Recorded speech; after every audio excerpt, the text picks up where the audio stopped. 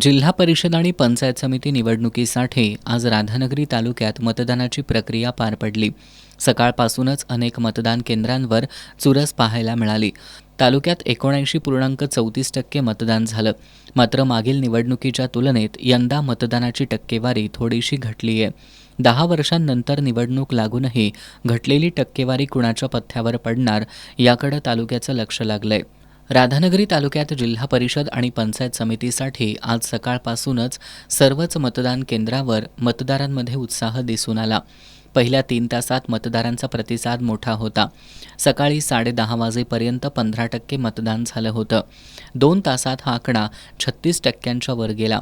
दुपारी 2 पर्यंत 51.15%, दुपारी 3:30 पर्यंत 66.35%, तर सायंकाळी मतदान प्रक्रिया संपेपर्यंत 79.34% मतदान नोंदवण्यात आलं.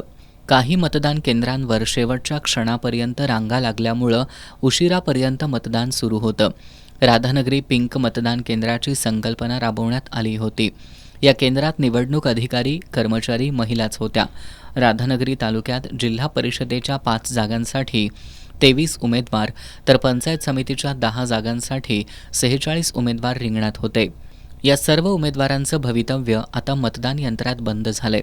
दरम्यान राशिवडे इथं जिल्हा परिषद गटासाठी गावातीलच 3 उमेदवार रिंगणात असल्यानं दिवसभर कार्यकर्त्यांमध्ये मतदारांना मतदानासाठी ने-आण करण्याची मोठी चढाओढ पाहायला मिळाली.